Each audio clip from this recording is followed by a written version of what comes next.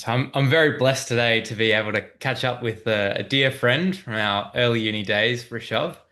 Thanks very much for joining me. Rishov was quite the exceptional student in his high school days and in university, but I really like the thing that stands out to me about you, Rishov, is just how well connected you are with so many different passions, be that uh, love of cricket, love of jazz, the appreciation of culture. And that's what I'd love to get into discussion about today. So, for those watching, could you tell us a bit about yourself and some of the early experiences that were significant for you? Oh, first of all, thanks very much for having me, Prabsy, on your platform. Blessed to be contributing to you inspiring millions to come. So I mean, like, just to introduce myself, my name's Rish. I'm an intern at the Royal Melbourne Hospital and a recent graduate of Monash Medical School, same as you. In terms of what qualities was your question, qualities that make me me? Was that it, Prepsy? Yeah, is there any experiences, things you've done, or unique like passions that you have? Yeah, yeah. Well, I suppose look, you and I both share a love of cricket, a love of sport, Prepsy. I think that was one of the first things that we connected on when we first met in our tutorial group at uni.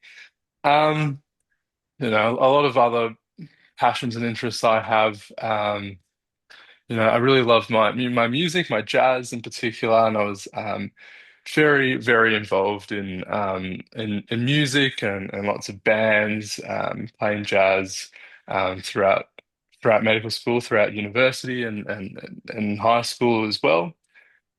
Um, yeah, that seems to preoccupy me a lot actually during high school. But yeah, lots of other passions as well. Reading, lots of other sports.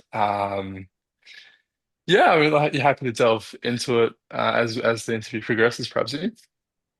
Sure, sure. I'm sure I've told you the story before, but the very first tutorial group in university, we're all introducing our names and a sentence about yourself, and your sentence was something like, "Hi, I'm Rish. I just spent the last summer watching every ball of the Test match cricket." And from that What a moment, I series remember, that oh was. yes, this guy and I we're gonna be pals. Um, Yeah, yeah. I mean, other people sort of, I don't know. You have so much space and time, don't you? But after finishing up year 12 and starting uni and almost had too much time to know what to do with. And what a series that was, wasn't it? It was a Border Gavaskar trophy that India took home for the first time. Yeah, no, that was it yeah, was worth it. Yeah. worth it, and the start of a great friendship to come as well between the two of us.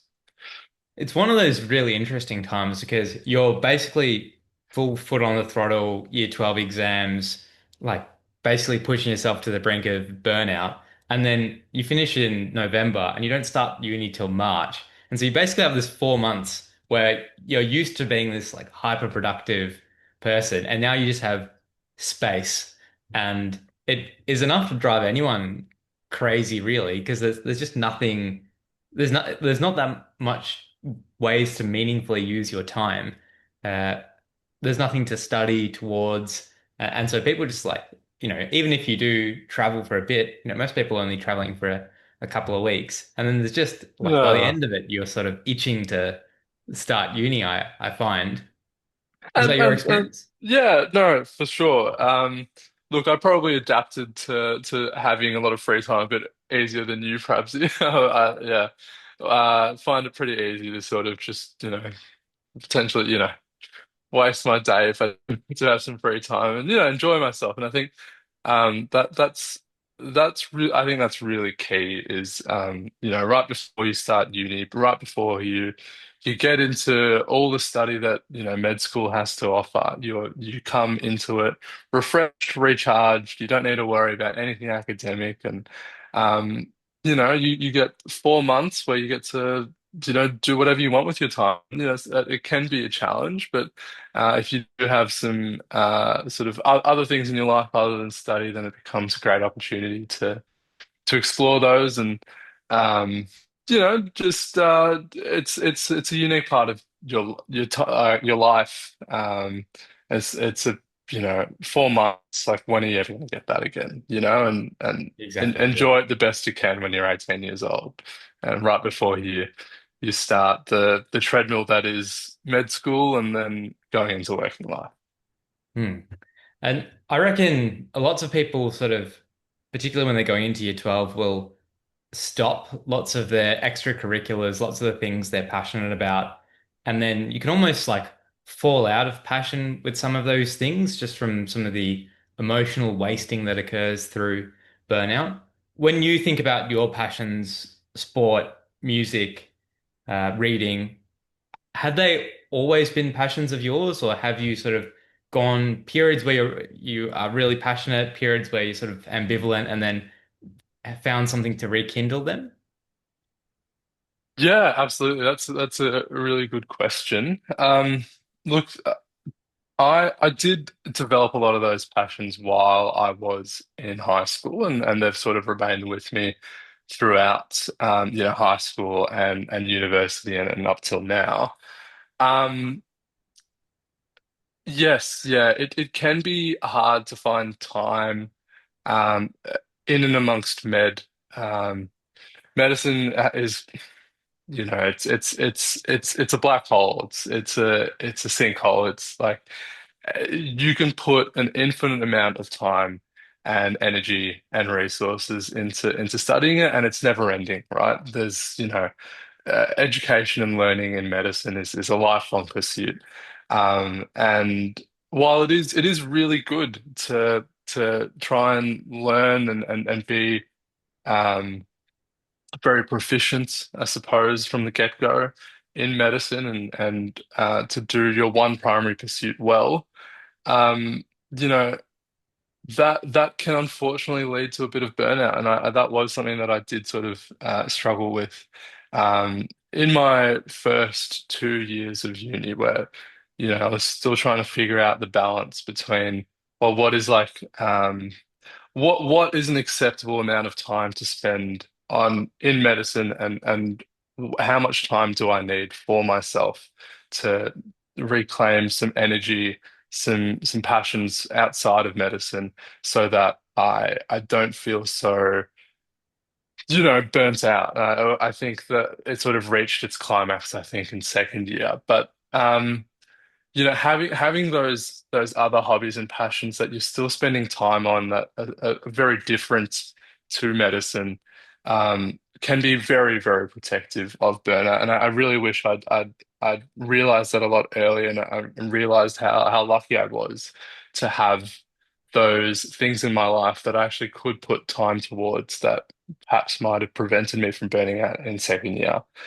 Um, and then, yeah, I mean, I think I struck a pretty good balance in the throughout the rest of my degree from third, fifth, and third, fourth, and fifth years. Um, Probably maybe skewed a little bit too far the other way at times, and probably didn't focus enough on my medicine. And I can speak about all sort of my musical endeavors that sort of were my predominant sort of extracurricular activity throughout med. Uh, in a bit, perhaps if you'd like. But yeah, just to say that, having hobbies and interests outside of medicine are protective of burnout and are really special and are something that I think everyone should foster. Yeah. And I think part of the year 12 mindset is really just maximizing, I want to study as much as possible. But once you get into uni, you have the challenge of saying, like, you have to like pick almost arbitrarily a level that of like a level of competence that you want to achieve. So it might be like, okay, I'm happy to study like this amount of time, but then like after 5 p.m. I'm done. Like this is my relaxing time. And it seems completely subjective, like, oh, I could be using, this time to like be more in depth around these topics. And then you've just got to like, yeah, you've got to have your disciplined self who says, all right, I'm gonna like do these things not because I have to, but because this is good for me in the future. And then also the sort of enjoying life, relaxing self that says, all right, that's enough of the studying. I've got enough done. Now I'm gonna, chill and enjoy my time here doing these other things. And I think it's something I'm still struggling with now, just almost arbitrarily saying, okay, I'm gonna do, an hour of this in the morning, an hour of this after uni, and then once that those are done, I'm not going to create new work for myself. I'm just going to like sit and just be peaceful and try and enjoy the rest of the day. Um, Absolutely, absolutely, and you know that is something that I struggle with still, but I have gotten better at. Um, I think yes, that's absolutely right. The key to to doing anything well in life and to being sort of well yeah I think it's just to be disciplined with your time, and it's absolutely completely valid how you choose to use your time, be it studying for 1 hour a day or 3 hours a day or 8 hours a day, or and relaxing for however many arbitrary hours of a day you'd like to put towards that. The key part there is being intentional with your time, and ensuring that you are sort of balanced across the board, and you are putting in as much time and effort, and you feel comfortable with putting in as much time and effort into particular pursuits as you see fit. I don't think it's any less valid for someone in medical school to just want to get in sort of like the distinction, like 70%, 80% territory, and have a whole sort of rich and fulfilling life outside of medicine as well, and have lots of other pursuits that they want to explore and enjoy, versus someone who's more geared towards getting all those top prizes. I think that's admirable and commendable across all sides. But just the key thing here is just having control of your time and being intentional with it. yeah, I think that's the right takeaway is just to be intentional with your time because there's people who, you know, all of a sudden you look at and it's 4 o'clock and you've dwindled your day on the YouTube shorts and it's happened to all of us and like something's come up versus the person who's like actually used that time on like proper recreational pursuits and then like you look back and say, all right, like we might have studied the same amount, but one person it's sort of time's just washed away and the other person's been really intentional. I wanted to ask, like, I think lots of us when we start med at uni are like quite passionate about it. Um, do you think studying med, like working as a doctor, that passion has become more of a like a calling and obligation, or do you still feel that med is one of your passions in the same way your genuine hobbies like jazz and cricket are? Yeah, that's a great question, and I don't think there's a right answer to to to to say as a doctor. I think if you treat medicine as a job, as I know a lot of people do, alongside a very fulfilling and life otherwise with lots of other interests and pursuits and passions. I think that's all very well and good. For me personally, I view it very much as a passion and as a calling. Um, you know, I I draw on this idea of I think medicine for me, I'm quite lucky in the fact that I think it aligns really perfectly with my values and beliefs and morals, and I get to have the privilege of serving and helping people in a really meaningful, genuine way each and every day.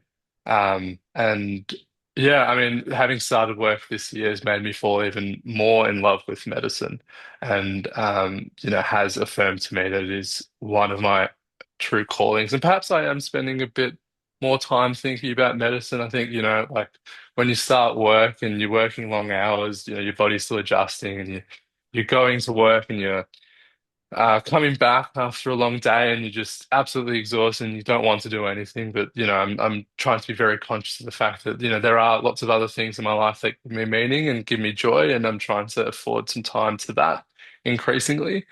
Um, but at the same time as well, I am enjoying myself, and I feel that I'm very lucky to be in the line of work that I am, and medicine is a calling and a passion for me still.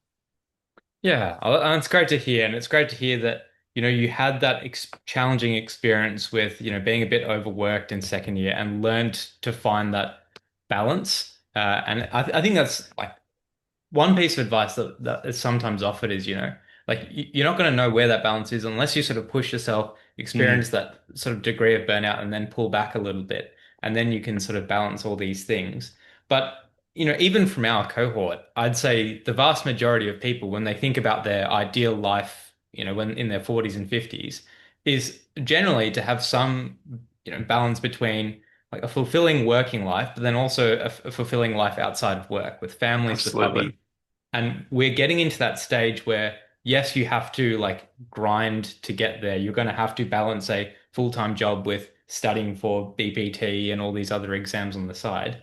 But there's still like, if you just work on the optimizing study side of things, you won't have those skills in, when do I know what's enough? How can I genuinely enjoy my free time, etc. Otherwise, you're at risk of once you make it to that, 40s, 50s stage, just being the, foot on the pedal on the accelerator, just push, push, push.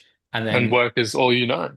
exactly, it's exactly right. So I think particularly now at our stage where we're going to get into that like hyper focus, like get work done stage, it's important just to reflect on how do we find time for the things that we genuinely believe are important for us? And you strike me as someone who like has a solid foundation on what's important to you and what your values are through your med school experiences as well. Um, Yeah.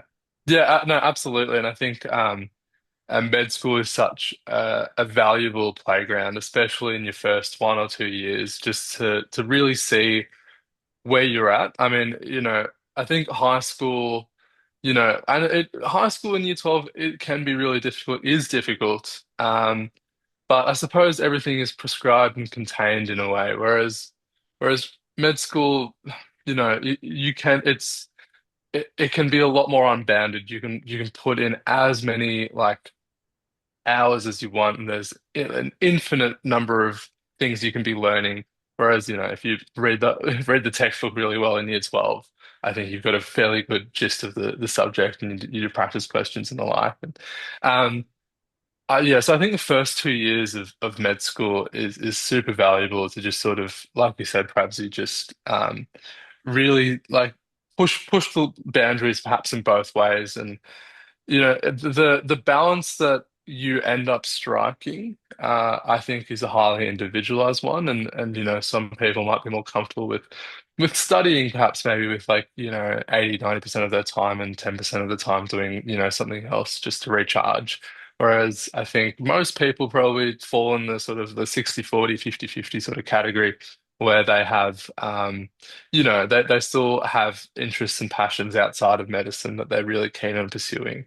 And yeah, you don't really know how exactly you individually can strike that balance until you just, it's just all about trial and error, really. And the sooner that you put yourself out there, and make that calculation, the better. And that's not to say that like, the balance that you do strike now, or rather in medical school, um, will be the balance that you strike later on. There are going to be times and periods in your life, especially, for ourselves upcoming, where we're going to be working pretty intensively and studying pretty intensively at the same time. Like you are going to have to recalibrate. But you're going to be thankful that you have done, I suppose, you have previously found a balance, and I suppose you feel comfortable in finding that balance yet again. Um, yeah, so that would be my advice as well, same as you perhaps, is to really just understand that striking a balance is highly individualized, and it's something that I think only really comes about through trial and error. And something that changes with time, as you said. And so Yeah, yeah, the way you're balancing year 12 might be different to uni, might be different to working. And the key is, yeah, being intentional so you can actually achieve that balance overall. What are your memories like of year 12 when you look back? Obviously, COVID affected, but is it yeah. fond? Are they fearful?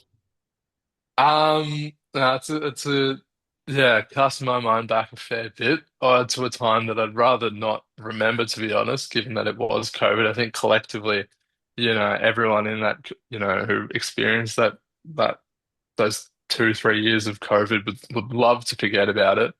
Um, no, look, I still had a really, really good year 12 experience. I had a really, really fulfilling high school journey for the pri 5 years prior, and had a really good year 11.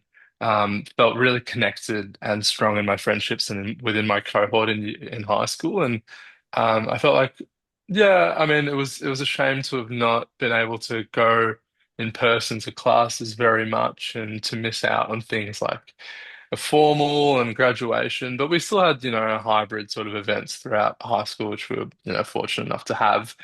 Um, my memory in year 12 actually, I think it is we were in a bit of a unique situation, and did work very hard in year 11.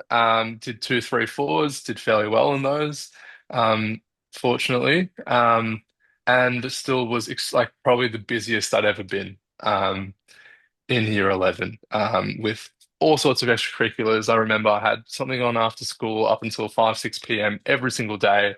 And then that was on top of weekend sport. And I was still able to, you know, do and study quite well. Um, in year 11, of course, you do lose those extracurriculars, and you found yourself at home, with a lot of free time during COVID. And, I felt like maybe the pressure was there to just sort of make use of that free time, that time at home, and study perhaps more intensively. I don't know really that did me a lot of good. Like I did study well.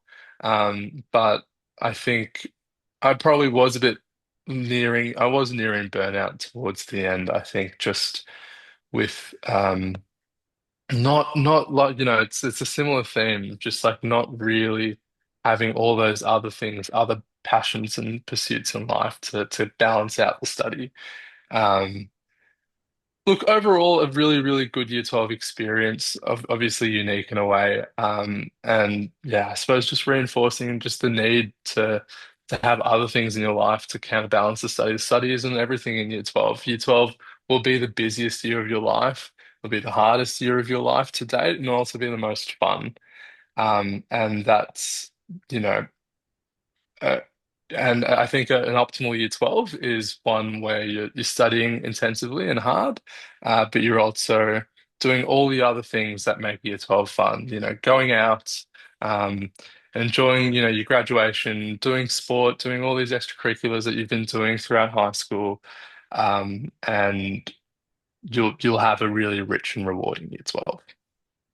Yeah, I think one thing that strikes me is with like certain people, when you go through the difficulties of year 12, particularly with your mates, it makes your friendship circle all the more stronger. And for some people, it makes your connection to school and appreciation for school all the more stronger as well. Absolutely. Um, you strike me as someone who's like really well connected to your school. You have very fond memories of your time there. Did year 12 like accentuate that? And why do you think you're so fond or like well connected to school? Yeah, yeah, that's a great question. Look, I think part of that answer is the just basically the school that I went to was just one that I could really appreciate and love, and I felt like I had a really special cohort of mates throughout my time at school, and like that is really special, and I don't take that for granted at all. I think the other part of that equation though is very much the ethos of what you put in is what you get out. And that was, intentionally or unintentionally, probably more intentionally towards the end. That was my ethos. It was like I took every opportunity, grabbed it with both hands, and really tried to make the most of my schooling experience. And I think I had a more like my active participation in school allowed me to enjoy it more fulfillingly. Um, yeah, I mean, like I really, really loved my school. In year 12 in particular, um, like I can speak a little bit about my leadership position. I was elected co-captain of academic studies, which was um, bit of a nerdy position historically, but I was very, very proud of the things that me and my co-captain, who's a dear friend of mine, that we accomplished. Just to rattle off a couple of things, first academic newsletter magazine that we edited. That was it was a two-monthly publication that's still going even 6, 7 years later. First inaugural National Science Week commemoration where we hosted a bunch of guest speakers, including some doctors and very prolific researchers. Um, and we had a tutorial program where, student run weekly seminars on, revision topics and preparation for SACs and that sort of thing. Really fostered a really good academic environment within the cohort. And I think that all culminated with me being, voted by my peers for an award that signified, the student who gave the most to school life, and that was something that was super meaningful to me at the time, and remains to be, and something I will continually cherish. And I suppose it's just a marker of signifies just, the ethos of what you put in is what you get out of something, and that was certainly my philosophy at school. I'm always struck by people like yourself who you're putting so much time into, this academic role, which is not necessarily beneficial for you. Mm, It serves other people in the same way with your like jazz band endeavors, with your like musical endeavors with concerts. Like they're not necessarily like just from a selfish perspective, they're not the best thing that you could be doing for you, but they are something that others can enjoy and celebrate. Why do you think you like got into those things or like keep doing these not exactly well they're the opposite of selfish but these activities that help others and serve others whilst making a bit of personal sacrifice. What about those stands out to you? yeah, that's a really, really great question, Prabzi. And I think yes, I won't detract from the fact that those sorts of things are selfless and they are for others. But I'd also argue that they are selfish in the fact that they make me feel really, really good, is the fact of the matter. Um, I think throughout, I mean, we can just take year 12, for example. Yeah, I did do a lot of things that, you know, on the surface, like, could I have been doing other things for myself, like, I don't know, studying or um, furthering myself? I mean, yes, yeah, that certainly that is true. But um, I think giving back really, really to a cohort that I really loved and that I felt really passionate about, and that sort of motivated me to want to do really selfless things for them. That that was very meaningful for me to do, I think, and enrich my life in a way that I think having done something else that might have been a bit more self-serving could not have, if that makes sense. Um, I think the idea of serving others is a philosophy that really informs my life, and probably and most definitely rather informs my decision to do medicine. It's the idea that, by helping, serving, and by doing things that other people appreciate, that I think is so key to my own fulfillment and happiness, and really where like that is sort of forms the center of why I do things. Um, and so. Yeah, I mean, doing those, difficult, hard, complex things for others, might seem, you know, not necessarily self-serving, or rather um, directly meaningful, but they certainly were in the sense that. Um, I really was. Oh no, sorry, Proudsy. I've gotten muddled up in my words. That's okay. Um, what am I trying to say? It's a great question. Um, what I'm trying to say is that I think doing things for others is inherently meaningful and in a way like selfish for yourself. And that is, I think, the great thing about, serving more broadly. And that informs my uh, ethos in medicine, informed me in high school, informed me in university. That's all I want to say. So I won't, I think the way that I phrased that was fine. I won't uh, extend that answer for longer than I need to. All right. Do you mind if we do a retake of that? Sorry, Prabsy. Sure, sure. Yeah, great question, Prabsy. And I won't detract from the fact that those things were selfless, but in a way, they were selfish in the fact that they were extremely meaningful to me. I think the ethos of serving a community and a group of people, humanity, and is that serving to me is the crux of why I do things and what brings me a lot of happiness and joy. And perhaps they didn't directly um, sort of I suppose they weren't directly for myself, but in a way they were. In a way they were. And that I think informs the leadership roles and all the things that I did for others in high school and in university and continuing on in the line of work that I am in. It strikes me as similar to something I've been thinking about recently, which is the difference between uh, like self-actualization in the sense that, I want to, be the best version of myself. I want to like live up to my potential versus self-transcendence in the sense that I there's something greater than myself that I'm contributing towards. So on one hand, like yes, in both cases, you end up feeling good. You end up feeling you can feel this meaning, but the pursuit of being the best version of oneself is different to the pursuit of serving others first or having some cause that you uh, Hmm. is greater than yourself. And that's what strikes me about the endeavors that you've done.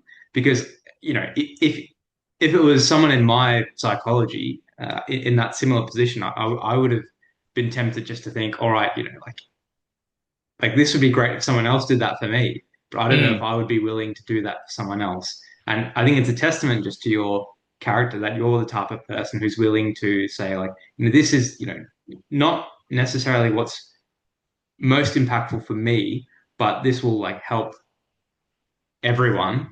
And this is something greater than myself that I can put my time and energy towards, and be Hmm. genuinely useful at the end of the day.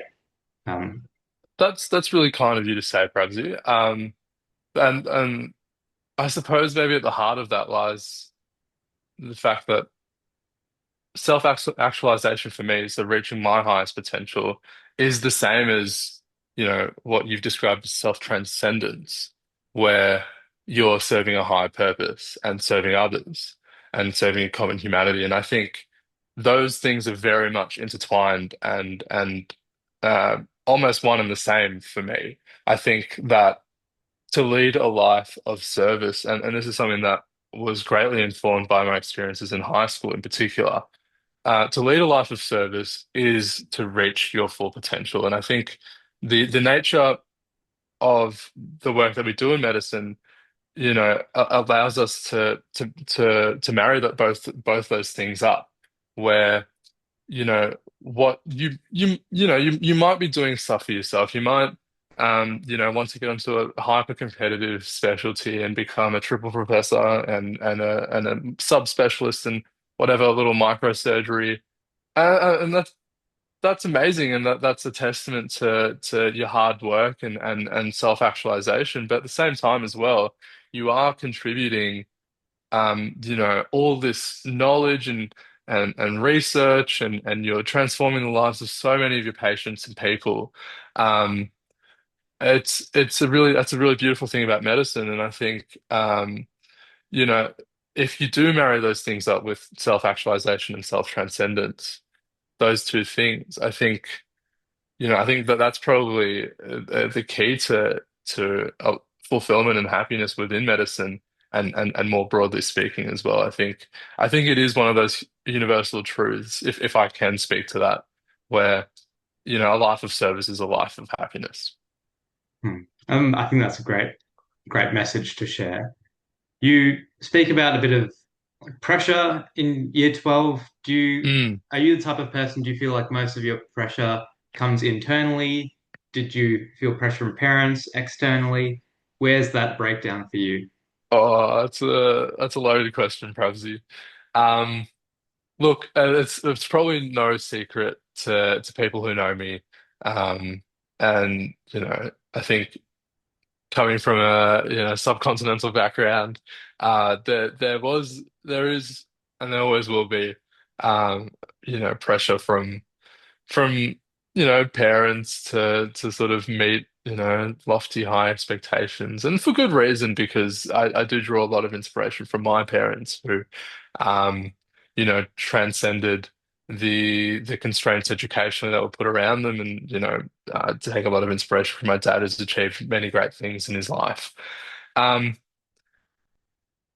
yeah. So I mean, there was pressure from them probably at the start, and I think a lot of people in Year 12 do feel that, especially people of my similar cultural background. Um, but yeah, I mean, that was probably quite early on, and I think the pressure that I put on myself was probably my main motivator. Throughout high school, throughout uni, like there were standards that I just had set for myself, and that probably fed into a bit of like a perfectionistic tendency, um, which there is good and bad, you know, costs and benefits too, but certainly did help me get through year 12 with a pretty good mark. Um, but yeah, I think the healthiest way of being motivated in year 12 is to have this sort of intrinsic, not extrinsic, an intrinsic drive to do well and for the right reasons, which are that you want to do to reach your fullest potential, whatever that might be. I think to do right by yourself, to give it your all, um, to understand at the end of the day that the ATAR is just simply a tool and that is used to get to where you need to. And, if you want to do a science degree and study maths and all you need is a 90 ATAR, then that's all well and good, and you can treat ATAR as a tool, but I think there's also something to be said about just performing to the highest degree that you can, to do hard things, to achieve great things in year 12 so that you have the confidence to achieve hard, great things in the future.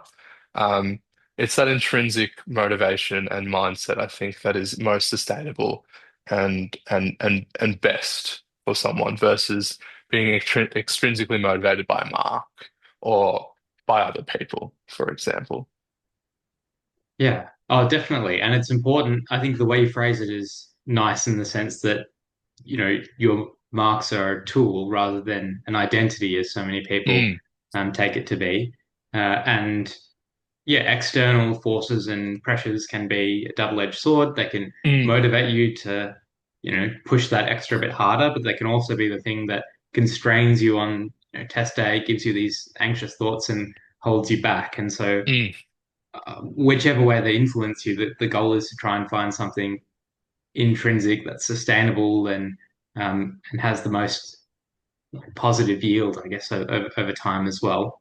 And I think there is something to be said for, doing hard things, especially things where your own psychology leads you to believe are impossible. I remember in cross country days back through year 9 to 12, we used to do 5Ks around Albert Park, and I never was able to run the full 5Ks. I could Mm, probably get to, I don't know if you run around Albert Park, but you could probably do like three and a half, four, and then you think you're going to finish, but then you do this other loop, which is actually like another 1.5 Ks. And I always would walk that bit. And then I distinctly remember the first time I ran a 5K without walking at home, and I felt absolute euphoria. But the most important thing for me was that like it was something I never thought I would be able to do. Um, and then like having like ran the 5K and like experienced that feeling, like it felt like I could run forever. And then it, finishing that 5K, I knew like with certainty that I'd be able to run 10. mm, It's like and that was such a massive moment for me. Um, so like now I can do a 5K every week. But back then that was just like the psychological hurdle that I placed on myself. And being able to achieve things, being able to do hard things, to break down those psychological constraints you place on yourself just makes you so much more confident and aspirational as a person as well. So I think there's definitely something to be said for that.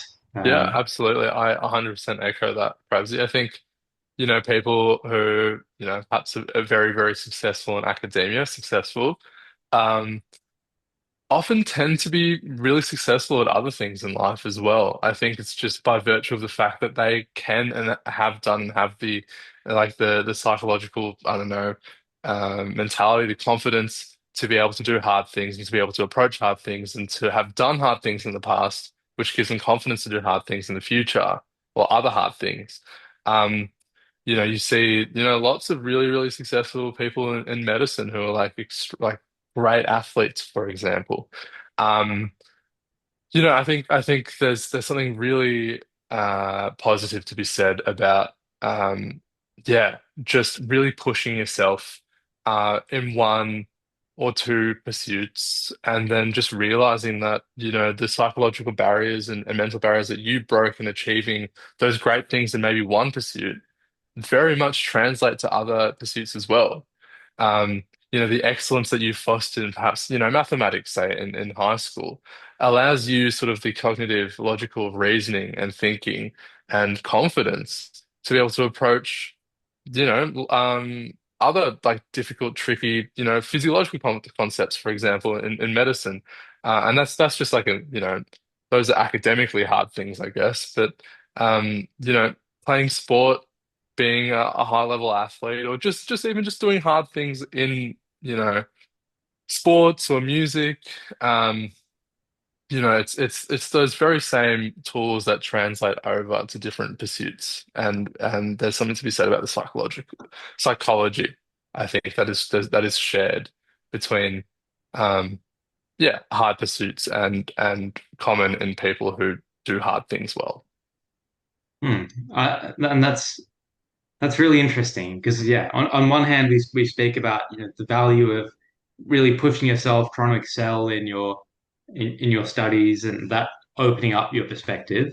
And then the other hand, there's the equally important to find deep enjoyment in the relaxation and hobbies side of your life that people also need to integrate as well. Hmm. So you mentioned jazz a couple of times. What does jazz mean to you, and what were your early experiences with music and jazz? Oh, that's a great question, Pravsi. I picked up the saxophone in year seven, having played piano for a number of years prior, not having particularly enjoyed it, it must be said, but with coming away with a bit of competence nonetheless. Um, I think I was motivated to pick up the saxophone by my dad, who loved his Kenny G and had lots of Kenny G CDs that would often be playing in the car on long road trips. Um, not, I don't really listen to a lot of Kenny G now, but having picked up the sax, having played it throughout high school, and then having felt so strongly motivated by the instrument and by my passion for it to continue on in in medicine and in university. Um, that's something that's been really special and fundamental to me. Um, Jazz was discovered. I think like I just sort of discovered it, having, played saxophone, initially starting out classical and then realizing, oh no, there's a whole genre of incredibly exciting, new, novel, just endlessly entertaining music out there. And I just sort of fell into it and just, you always start by listening and then you listen and you learn and you play. Yeah, I can speak a little bit about my experiences in uni as well. I was very fortunate actually to start med school at the same time that a jazz big band was starting. Now, for those who don't know, a big band is an 18-piece sort of jazz orchestra, similar to like an actual orchestra, but just very much in like the yeah, just you've got saxophones, you've got trumpets, you've got trombones, you've got a whole rhythm section.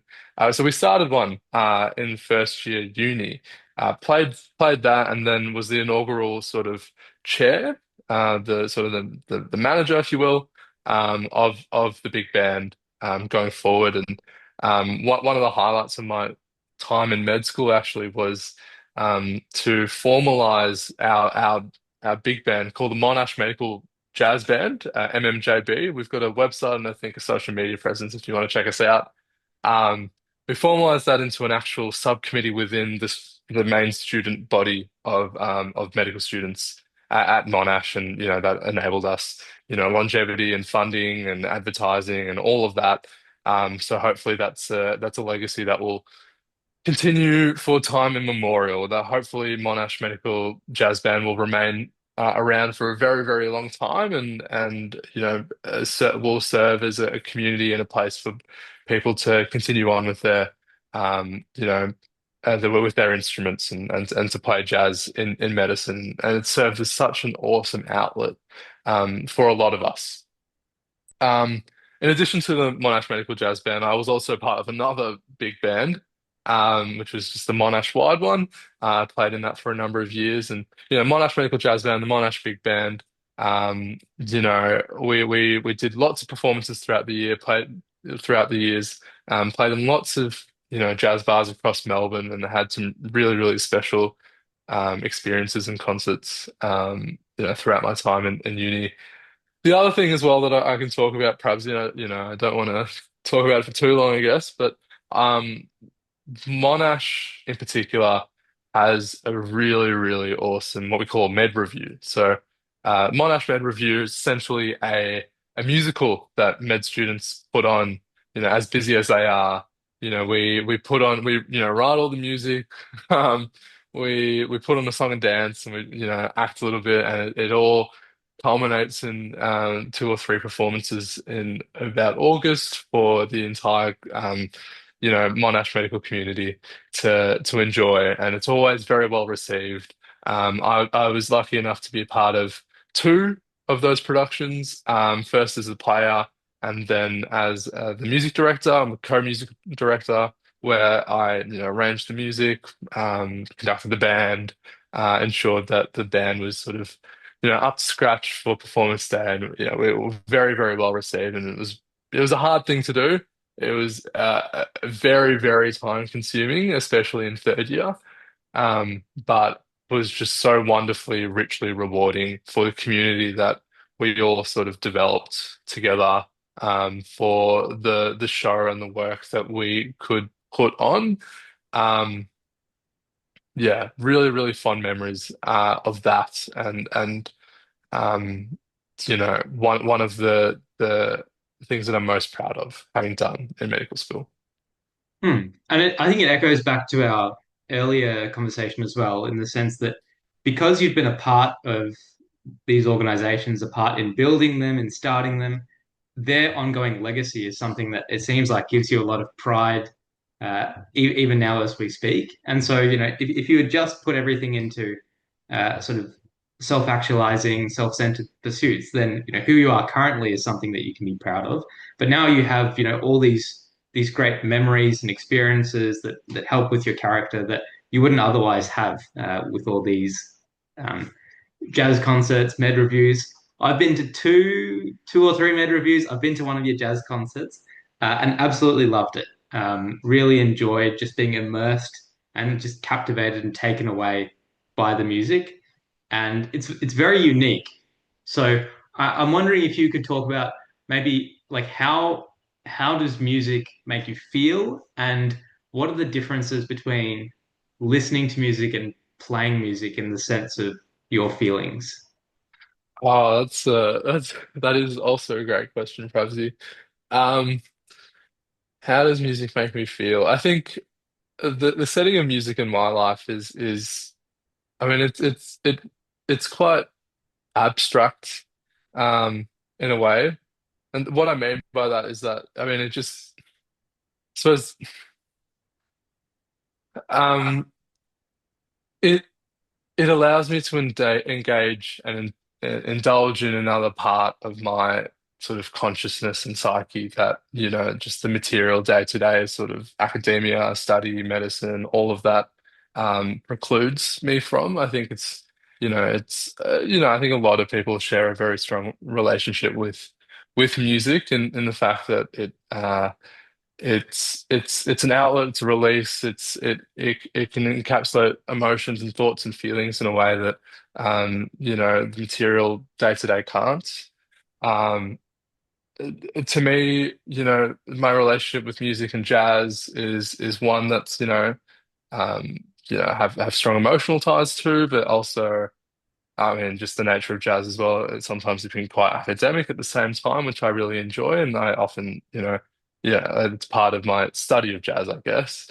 Um, in terms of the difference between listening and playing, I think they're largely one and the same, to be honest. I think there is a real joy to creating music, but there is also a real joy in listening to what other people have created and what you can learn.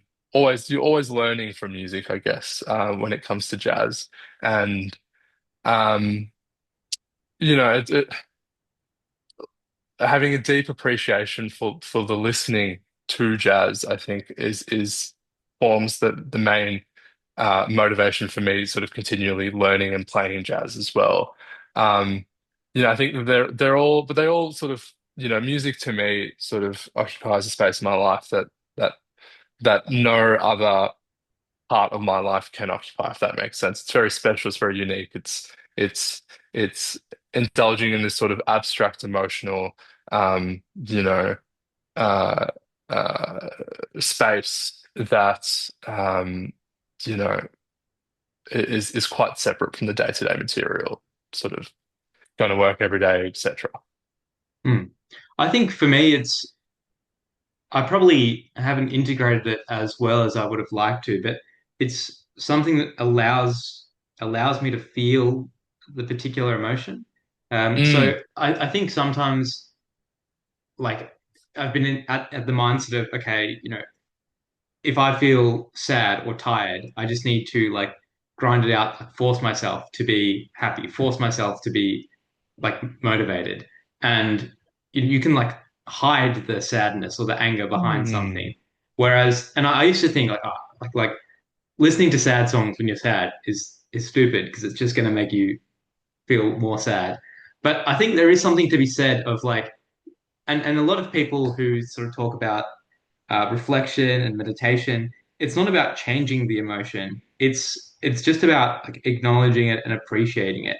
And so I feel like music's one of those ways where like, you know, if it's sad, it's important to just like genuinely like sit with that for a second, embrace that and not just shove it away or like put something on top of it.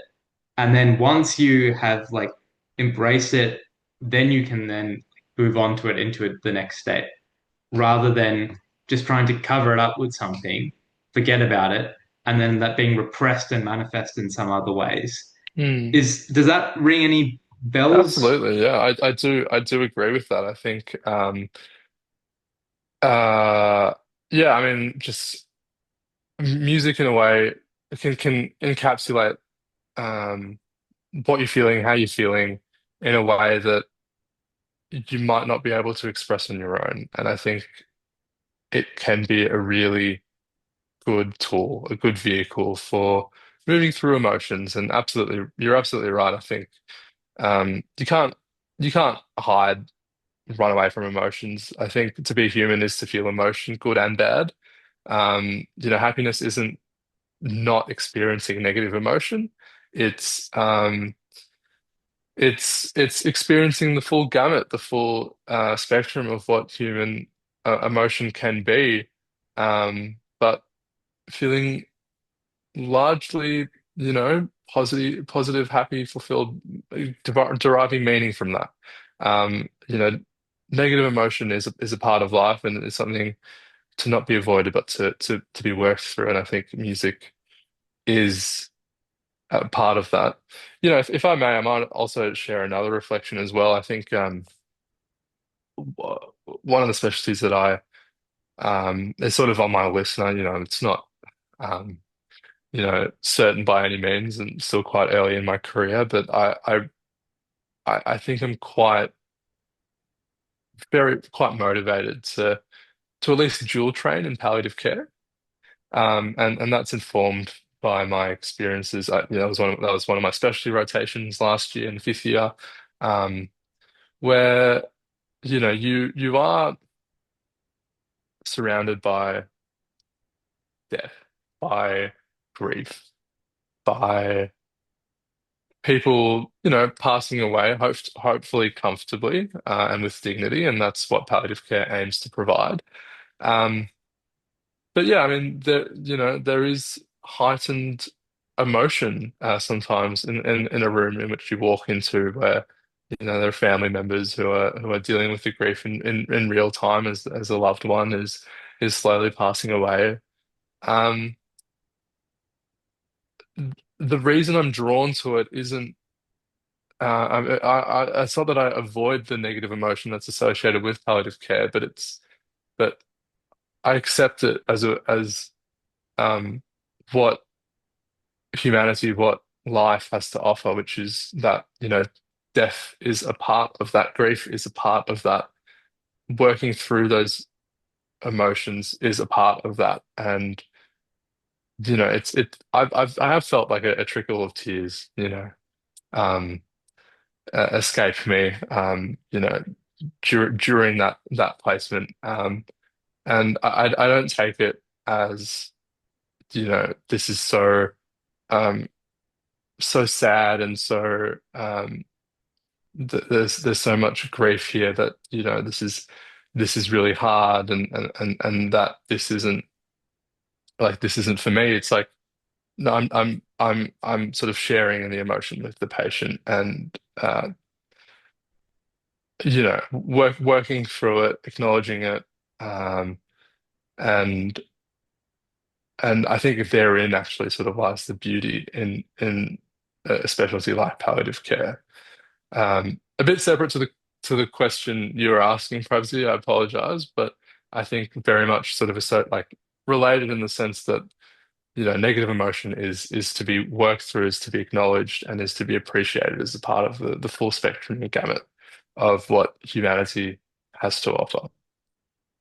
Oh, it's beautifully said. And I mean, I can certainly speak to the fact that, I think as like men in particular, we're not very Mm, good at number one, like feeling the emotions, and number two, actually expressing the emotion.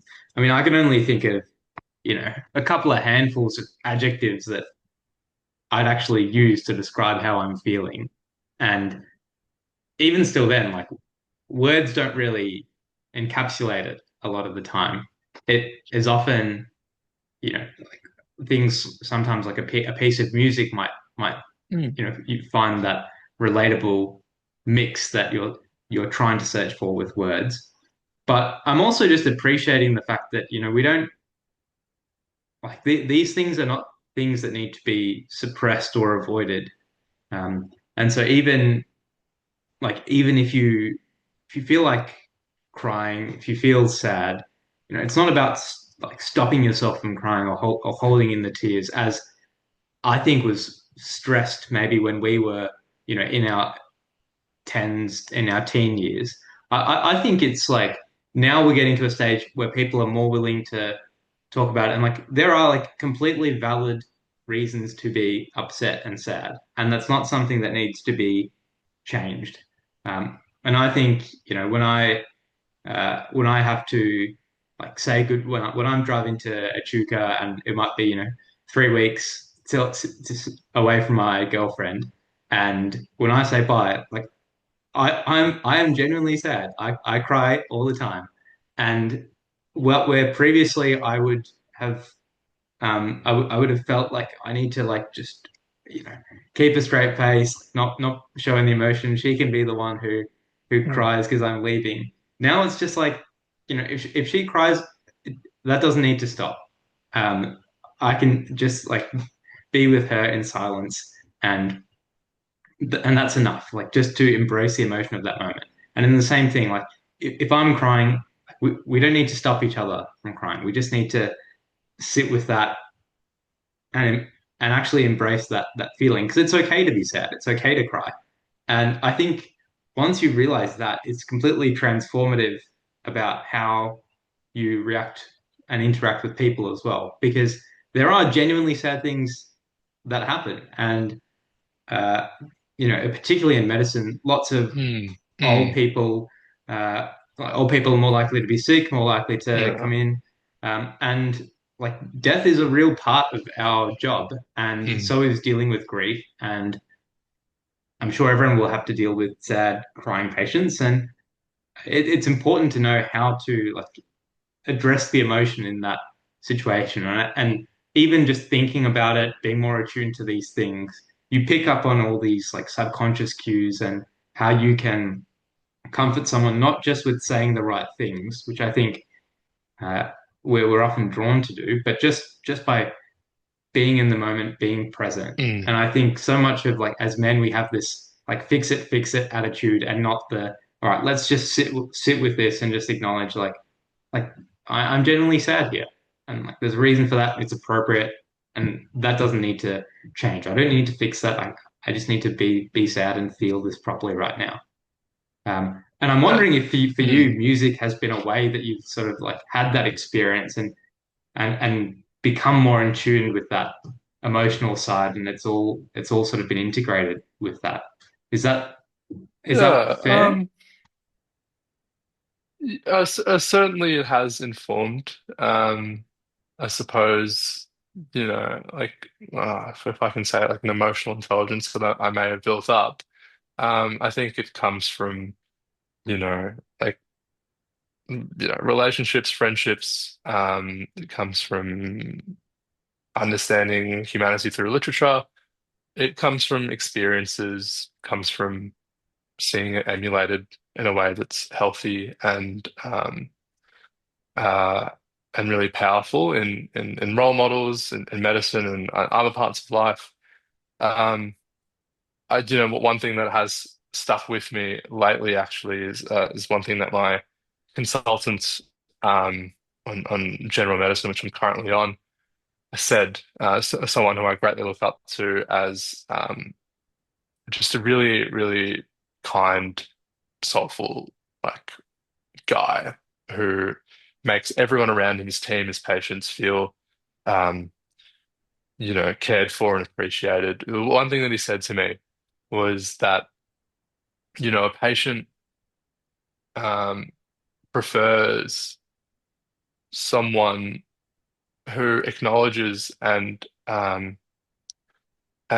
really cares for them and their issues, uh, but might not necessarily be able to fix them, versus someone who can fix their issues and their problems, but doesn't actually acknowledge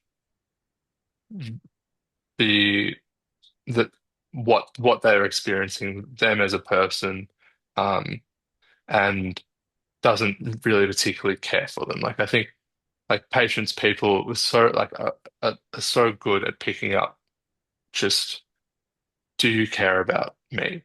Yes or no? Do you care about the emotions that I'm experiencing? Are you being dismissive towards me? Are you actually really just acknowledging it, um, sitting with it, sitting with that emotion with me? Um, And yeah, I think we get hung up on like what is the right thing to say in a moment that is very emotionally charged, where the patient really um is experiencing real like strong grief or being upset and understandably so. And yeah, it's not about fixing the problem or making them try to feel better. It's like just communicating care and like communicating care and empathy and compassion. Maybe words inform that maybe like 20-30%, like not even like it's I think so much of it is your body language, your expression, maybe just sitting there with them in silence, just allowing them to have a cry, maybe shedding a tear yourself, like that. It's just acknowledging that what they're going through is hard and painful and difficult, and that we're all human, and um we you as another human can experience that and empathize with that and and really care about them um, at that time. And I think that's probably one of the most powerful things we can do as doctors, as medical students as well. Um, it's yeah, there's this tendency to fix emotion, but like your point, like our discussion, it's really about just acknowledging it with the other person, and that's probably the most powerful thing. Yeah, I think it's one thing I am still working on is, treating the patient and not just the disease. I think Mm, we're very good at med school at being able to say, all right, fever, cough, chest pain, this is pneumonia, give these antibiotics.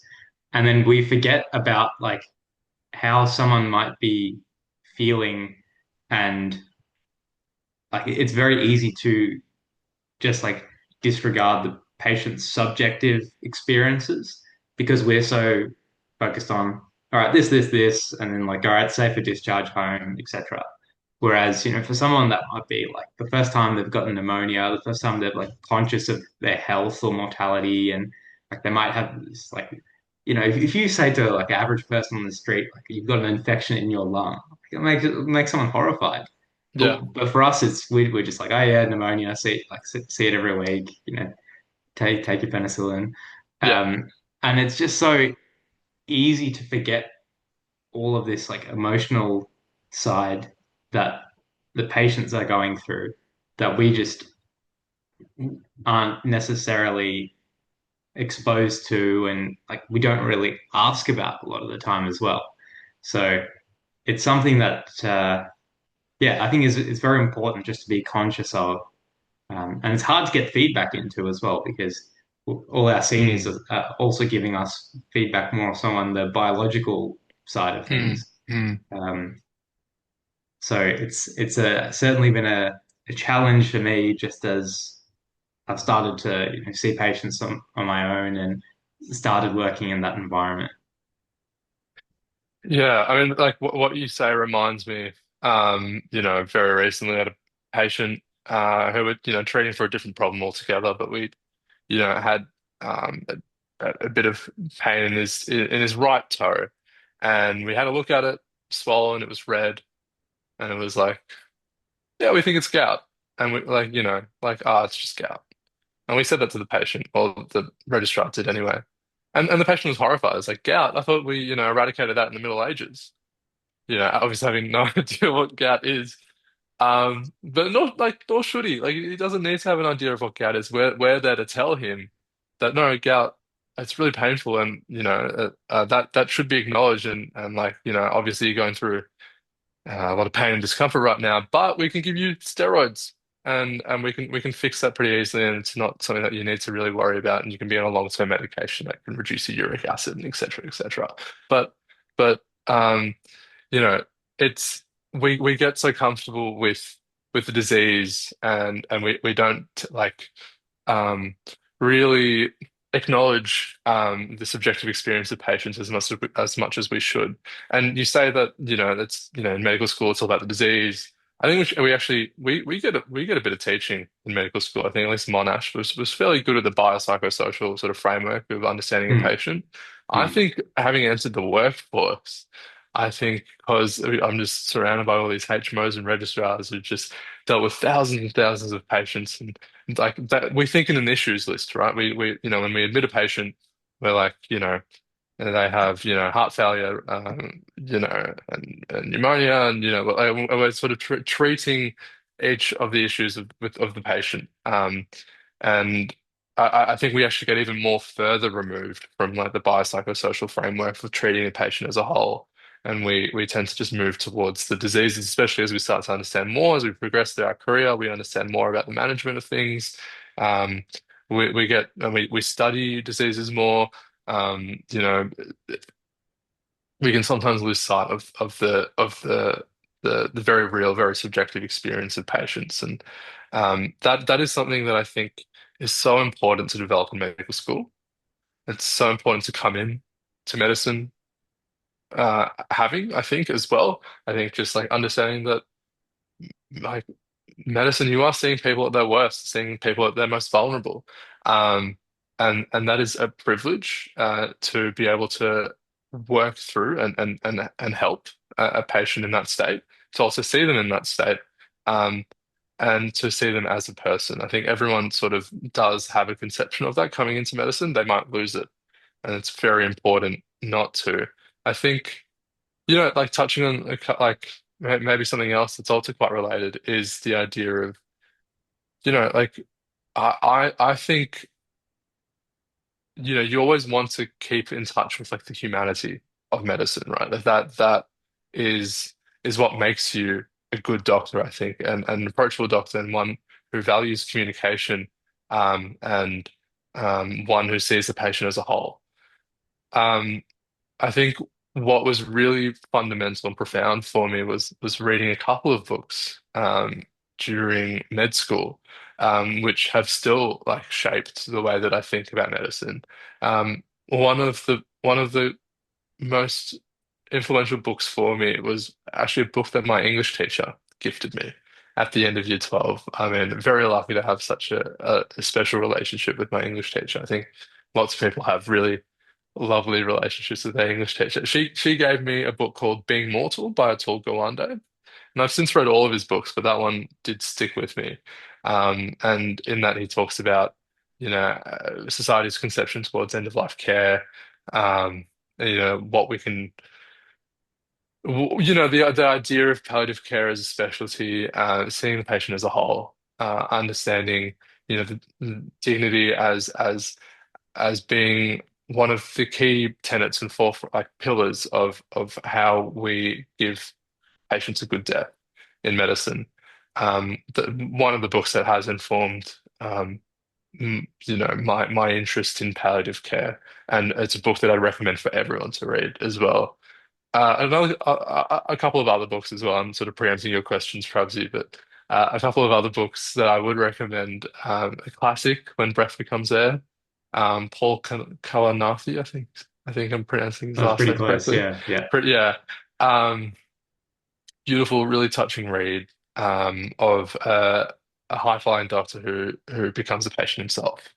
And that's something that's also stuck with me as well. House of God, another one, sort of on the other side of things, which is more of like a satire on what the other side of medicine looks like, which is, in the 1970s, super paternalistic New York hospital, where you sort of see patients as, falling in one of several categories, a patient to transfer to other teams, a patient who's just like who will just die as soon as like they come into the wards, like really paternalistic, really like stripping patients away of their humanity, and it's meant to be a deeply it's comedic, it's satirical, it's shocking, and I think it still to this day stands the test of time with regards to you know exploring and demonstrating the culture of medicine that we've worked so hard to move so far away from.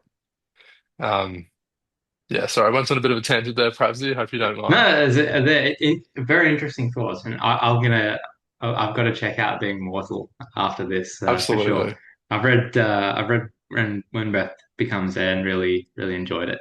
Mm, Um, and I think there's a lot to be said about all those experiences.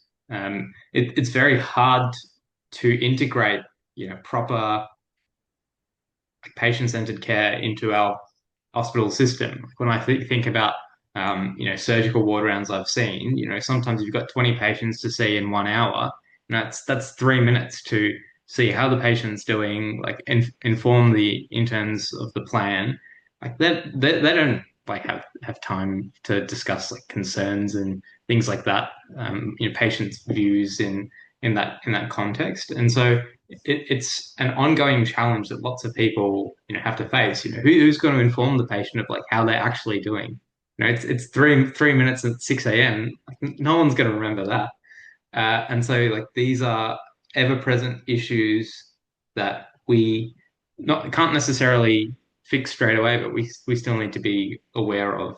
Yeah, and can I say something to that, Prabzi? I think that is where the role of junior staff in a hospital and the role of medical students as well um, can be super important because, the more senior you are, perhaps the more like time poor you are, right? I mean, consultants, running through a surgical ward round will want to finish it as soon as possible and, talk about the bare minimum and they'd be focused on, the how the wound looks. And, has the patient experiencing any fevers and, how are they eating and drinking now? All that sort of thing. And they're very, and for good reason and probably for necessity as well. They need to go to theatre and they just need to make sure that all their patients are doing well from a disease standpoint. And then the registrars are quite similar. Junior staff are on the wards more and probably interact with the patients more. And that's where you can spend like a 2 minutes extra in your day versus 2 minutes extra in a consultant's day. You have those 2 minutes and you can spend that talking to the patient, just making sure that everything's okay, that if they have any concerns, they can raise it with you and you can answer any of their questions. Maybe you notice that on the ward round, they weren't entirely satisfied with an answer that one of the senior doctors gave. And you might just come around and just address it again and just make sure that all their concerns are relayed. Like that is super important. As a medical student, I think you have an abundance of time. And if you are really involved in the team and you understand what's going on with the patient and you you're probably best placed to like just pick up certain cues and just realize, oh, that wasn't quite right there. Like that patient's a little bit uncomfortable about this particular concept. And maybe I'll just come around and maybe I'll just chat with them. Even if you can't elaborate and give any sort of medical insights because that's a little bit beyond you, and that's absolutely fine. Just to be able to sit with that patient to let them feel heard and cared for and understood, I think is so important and such an underrated part of being a medical student is being able to engage in the humanity of medicine because you have that time to you and I think that that sets you up so well with like it sets you up with a deep appreciation for that I think for the years to come. I certainly tried to do that um during my palliative care rotation as well. I mean it was a rotation, a specialty that obviously is very patient centered and does care about how a patient is feeling as well. But you know well, instead of doing a discharge summary or whatever, I've done hundreds and thousands of those, since becoming an intern. But that's not your job as a fifth year medical student. I felt that my job was more to to understand the patient a bit better. And so what I do after ward rounds is just go into a patient's room and just sit with them for an hour and just chat. And a lot of those patients are nearing the end of their life. Um, and they're actually quite bored as well as they're sort of passing away. And it was really lovely to sort of spend a bit of time with them and make them a cup of tea. Made a cup of tea for a patient the other day, and she couldn't be more thankful. Just little things like that don't really make so much a difference in your day, make a world of difference for your patients. I think that's so important to keep that in mind. Hmm. And that's really beautifully said. I obviously like we're not the people who necessarily people should take advice from for this, but I personally think that like as a med student, you're often discouraged on sharing like medical expertise because you're not officially Mm, mm, qualified, and I feel like they're sort of missing a trick there because the day you magically like become an intern, then you are expected to answer these patient questions. And I feel like we should just rephrase that med student attitude because patients are so often just uninformed about what's going on. I read some striking statistic. I don't remember the exact figure, but it's something like 1 in 4 patients in hospital don't even know their diagnosis. And for me, I feel like Mm, we should reframe that to say, like, okay, as a med student, like, yes, it's really important to know what you don't know, to be comfortable saying, I don't know. But if you're confident that you know the answer to the mm, question, like, you should feel like it's a good skill to practice with the things you're confident about, just explaining that to the patient. Um, because the day you're an intern, you not only have to do that, but you have to answer the questions that you don't know much about as well. And people can check. It's not hard to check guidelines. We're pretty well apt with that as med students, and I feel like that's a skill that people should start developing earlier on, rather than just being given the easy card of saying I don't know, I'm just a mm, med student, I'm not a qualified doctor yet, and just avoiding that aspect of dealing with patients, informing patients throughout med school. But I guess that's something for the mm. for potentially people to think about for themselves and for the higher ups to think about as well.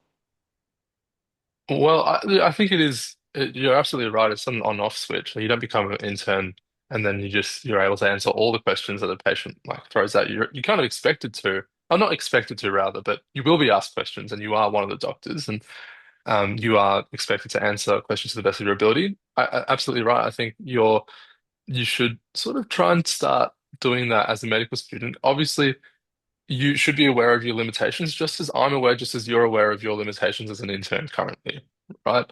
There are questions that we simply can't answer, and we defer to other people. Um, but it is certainly a spectrum, and yeah, I think even as a medical student, even just like just the most basic understanding of a particular disease, like a bit of management, like you'd be surprised at like how much of a difference that can make. You can just give them a little bit more insight to what they have, what the patient has. Um, that can make a huge difference. Obviously, it's important to realize and understand your expectations at this, your limitations rather, at the same time. But yeah, absolutely. I think med students should be empowered to uh, be a little bit more involved and to be able to answer questions to the best of their ability while also acknowledging their limitations and always, prefacing everything with, I am a med student. This is my understanding. If you have further concerns about this, I can communicate this to the intern, or the registrar, um, or you can ask them yourselves as well. But like this is my understanding, and here's how what I think is happening. Um, and you don't really need to. I don't think that the power of a medical student is so much like talking about the disease process and the biological side of things per se. I think it's a lot more, I think the power of a med student is the psychosocial part where you can develop an appreciation for and acknowledge the patient's experience. Certainly, certainly, and that's the part that's often neglected by the junior and senior Mm, staff as well. So yeah, certainly just to sit with the patient, listen to their emotions, make them a cup of tea. These things seem trivial, but can make all the difference when someone reflects on their hospital experience. Um, I feel like we've covered a lot of ground. I guess when we think about who might be watching this, they're probably late high school, maybe they're early med students or high schoolers interested in medicine. Do you have your experiences? yeah, yeah. Absolutely. I think first and foremost is like what you put into things is what you get out. It's sort of been the theme of I think what I've talked about with you today, perhaps you. I think the effort that you put into something, even though it might not directly benefit you, I'm such a firm believer that like you do indirectly gain so much, be it experience. I think you develop a lot of meaning from things that you might, selflessly do for others, which might not directly impact you necessarily. I think it does though. I think you do feel really good about things. I think you'll find that at the end of whatever really difficult pursuit that you've done, whatever you've accomplished for others, um, you're going to find that it was all worth it and it was all important to me and it was all very meaningful and you developed so much because you put in a lot of time and you really cared about this thing that you produced for other people. And I think that's just something to really, really I think that's such a great thing to inform and guide your choices throughout high school, throughout med school and beyond, is that what you put in is what you get out.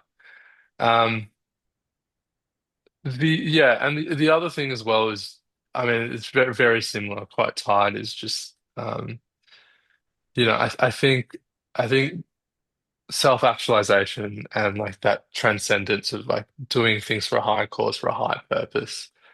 I think if you can find a way to marry those two things together, and whatever that might be, like it could be, in your choice of doing medicine, um, it could be in, I mean, whatever career choice, whatever pursuit you wish to do in high school for yourself, for others.